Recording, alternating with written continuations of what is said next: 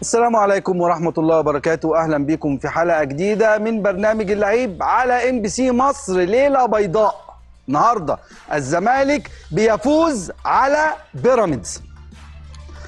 جماهير نادي الزمالك النهاردة يعني تضرب لها تعظيم سلام. جماهير نادي الزمالك النهاردة يتعمل لها تمثال. جماهير نادي الزمالك النهاردة كل أعضاء مجلس الإدارة يعني لو يطولوا يروحوا يسلموا عليهم واحد واحد، وده صعب جدا يعني هتبقى حاجة كويسة. جماهير نادي الزمالك النهاردة عملت الحاجات النواقص اللي عند نادي الزمالك. تخيلوا فرقة لما تكون عندها نواقص كتيرة جدا جماهيرها هي اللي بتكملها.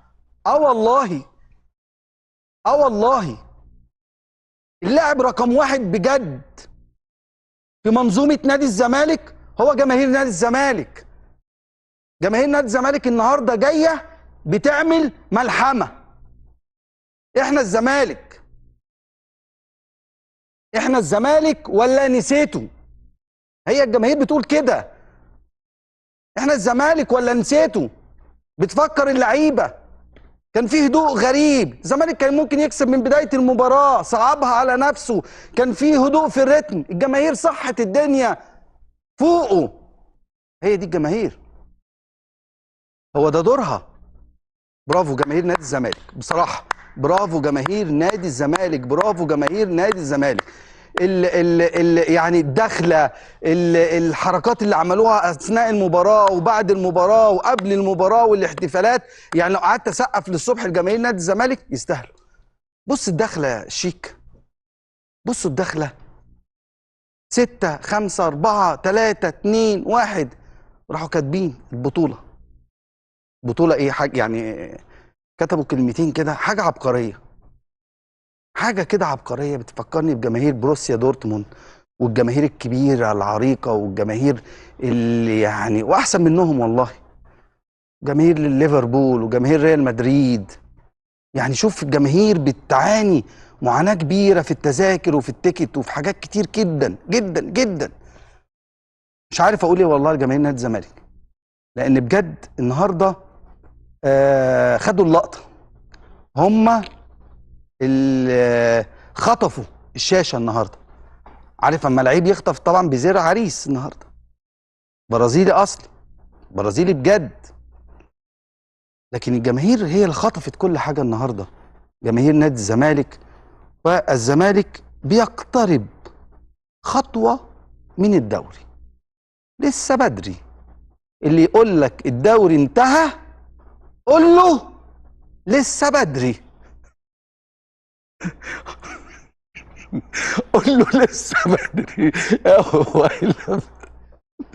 طب اقول لكم سر يا جماعه، انتوا عارفين مين سر فوز الزمالك النهارده؟ مين هو سر فوز الزمالك على بيراميدز النهارده؟ هات الشاشه على وائل. مين سر الفوز على الزمالك النهارده؟ انت يا مهيب، ها؟ انت الروح، انت يا مهيب بالتغييره اللي انت قلتها. الروح. كابتن وائل أقول اهلا لهم بيك، هرحب بيك في الاول عشان انت كنت قاعد جنبي. مين تاني كان قاعد في الاوضه؟ انا. انت صالح. طيب ارحب بضيوفي الاول. كابتن عماره اهلا بيك. اهلا بيك اهو بقى. كابتن صالح جمعه اهلا بيك. اهلا وسهلا. بلدوزر اهلا بيك. اهلا بيك يا مهيب. فتى الشاشه النهارده كابتن وائل الاباني. وسر فوز الزمالك النهارده على بيراميدز العبد لله، العبد لله. الماتش قافل وقاعد ومفيش حاجه. اقول لك انزل شوية. كمل بقى وائل. بصراحه يا مهيب انت قلت على التغييره دي يعني تغييره جباره بتاعت شيكو بنزا. يعني انت واحنا قاعدين كده قلت لي دوت شيكو بنزا، وانت اعترضت قلت لك خد بالك شيكو بنزا ما بيعرفش يلعب. بصراحه انا بقولها لك اهو، يعني شيكو بنزا النهارده يا مهيب أيوة. عمل بعقد السنه كله. ايوه باللي فات واللي جاي عشان تبقى فاهم. قلت له، لكن انت قلت ان شيكو بنزا ينزل لان ده وقته. بصراحه في التدريب ولا ايه؟ بصراحه لا، مهيب، انت فشابوه يا بتشك في كده؟ مهيب بصراحه. ايه؟ انت بتشك يا حبيبي يا وائل، انت بتشك لا في كده؟ انا بحسب ده انت لعبت كوره معاه. انت بتحضر ولا لا ايه؟ انت لعبت. لا انا قلت له بص شيكوبانزا لازم ينزل دلوقتي. قال لي يعني ده، قلت له هو ده وقته، هينزل هو اللي هيخلص. بس ما شاء الله عليه يعني يعني كل الناس عماله الفتره اللي فاتت تقطع في فروته. النهارده ادي بقى قيمه اللعيب اللي هو المفروض ان احنا دايما ما نستعجلش بالحكم على اللعيبه ونصبر. النهارده هو عنده امكانيات يا هو عمارة. عنده امكانيات، عنده امكانيات لازم توظفها صح جاء في مدرب المكان زي الصح في معتمد التوقيت جمال. الصح. معتمد جمال النهارده شابوه. طبعا انا هخليك تكمل بس المقدمه انا بس بتاعتك. معايا مداخله مهمه كابتن احمد سليمان. فعايز اقول ان معتمد يعني لمعوا ظهروا للناس. كابتن احمد سليمان الف مبروك. الله يبارك فيك يا معتمد، ربنا يخليك يا حبيبي، مبروك لكل الزملكاويه وتحياتي ليك وللي عندك كلهم، الزملكاوي الجميل عمرو زكي ومين تاني كابتن وائل اباني اباني اللي موجود معانا كبير قبل كده، وصالح جمعه طبعا ليه بصمات مع الزمالك، كابتن عماره. سياده اللواء كلهم جميعا كل سنه وانتم طيبين. حبيبي يا كابتن مبروك يا كابتن احمد، النهارده فوز بيقرب الزمالك خطوه نحو الدوري الممتاز.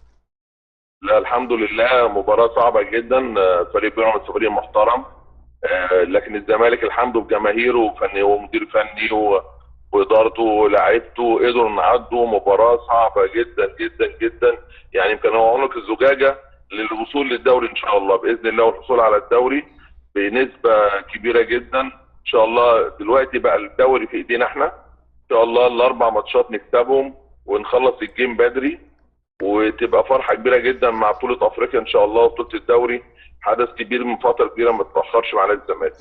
طيب كابتن احمد، شفت المباراه ازاي؟ يعني انا عارف انت بتبقى قاعد على اعصابك، النهارده اتفرجت على المباراه في البيت تقريبا.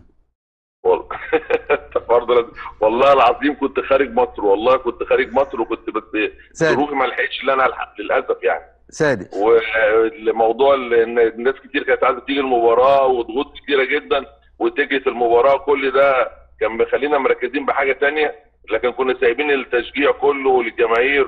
وعايز اقول لك يا عماره حاجه مفاجاه جدا، النجوم في الاهلي خدت مني تذاكر كتير، ما اعرفش واخدها لمين.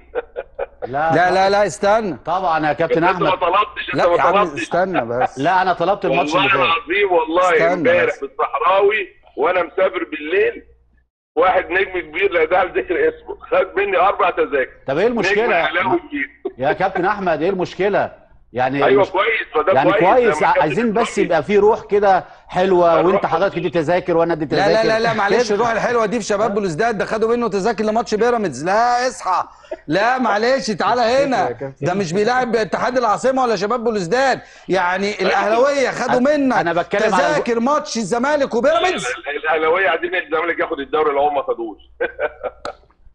الاهلاويه مين؟ الاهلاويه مين؟ الاهلاويه عايزين ايه؟ الاهلاويه الدوري يحبوا الزمالك ياخدوه. لا يا عم، طول عمره كل اهلي والزمالك يا عمار. الاهلاويه عايز الزمالك ياخد الدوري؟ لا طبعا. لا هو عايز الاهلي ياخد الدوري. لا بيقول لك لا انا عايز الزملكاويه ياخد الدوري، انا ماليش يا حبيبي، بيقول لك الاهلاويه عايزين الزملكاويه ياخدوا الدوري بس بيراميدز ما ياخدوش. لا مش بيراميدز، لا لو الاهلي ما خدوش. الاهلاويه يا مهيب عايزين الاهلي ياخد الدوري. لو الاهلي ما خدوش، طيب لو الاهلي ما خدوش، لو الاهلي ما خدش يا جماعه فزوره. لا الاهلاويه مش عايزين حاجه، ولا فارق معاهم بيراميدز ولا اي فرقه ثانيه. واحد حبيبك لي كده يا عم، واحد حبيبك على طول معاه، ده على طول طلب تذاكر برضه بعت له يعني. بقول لك ايه، عمرو زكي بيبص لبره، فاكر الكابتن احمد سليمان بيتكلم بيبص بره، بص بيبص فين؟ والله ما بصيت بره. بص فوق، بص فوق. يا سياده اللواء الف مبروك. مبروك يا عمرو، مبروك لينا كلنا حبيبي. ربنا يخليك. كل الزملكاويه على هو قال ايه؟ حد يقول لي الكابتن احمد قال ايه؟ بطوله افريقيا ان شاء الله. خلينا دايما يا رب العالمين، دايما جمهور الزمالك سابق بخطوه. جمهور الزمالك العظيم بيجني النهارده كل اللي هو تعبه الفتره اللي فاتت، لان الجمهور استحمل كتير جدا. وخلينا نتكلم ان النهارده جمهور دافع كبير جدا للاعبين نادي الزمالك، وخلينا خلاص لعيبه نادي الزمالك خلتنا احنا عايزين الدوري، احنا عايزين بطوله افريقيا، مش من النهارده. في فرق النهارده، كان ناس من حوالي شهرين 3 بتتكلم على نادي الزمالك بالحاله اللي هو عليها من كل المشاكل المحاطه بالفريق، اللي لن تسمح لاي فريق ان هو يحقق شيء. خلينا نتكلم ان الجهاز الفني على اعلى مستوى بقياده كابتن معتمد جمال وابراهيم صلاح وكل الطاقم اللي معاه مشكورين، انك تجهز اللعيبه بالحاله الفنيه وتبعد الناس عن كل المشاكل المحاطه خارج اطار الملعب، وتوصل باللعيبه تعمل دمج بين الكباتن الموجوده داخل الفريق، بين المحترفين، بين اللعيبه الناشئين اللي دخلوا بسرعه داخل الفريق.